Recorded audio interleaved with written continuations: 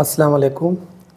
منګه صوابین راغلیو. زما کشر رورو هغه ته د کمر تکلیف و د ملا او هغه منګه پېښور ته هم بوتلو او صوابۍ کې موږ خپل علاج کړی خو هغې سره مطلب دوايانو ګولو سره دې سره تکلیف کم نشو. بیا موږ په فیسبوک باندې او یوټیوب باندې د سی پی ټي زما د رور خپله سرچ کړه دوبۍ کې او دا وایي چې دلته ځو. نو اوس موږ راغلي یو دلته سی پی ټي ته. دلته 2 ورځې علاج او هغه وشو د خیره.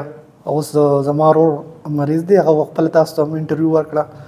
هغه چې کوم دی نو اوس وایي چې زه بالکل بهتر محسوسوم او ډېر ښه علاج دی. د ګولو دوايانو نه مطلب دا ښه دی او زما په خیال سایډ افیکټ هم نشته تقریبا. نو دا ډېر زیات ښه دی. نو زما تاسو ته هم مشوره ده چې راشئ، چا ته هم څه تکلیف وي راشئ دلته علاج وکړئ خپل. السلام علیکم.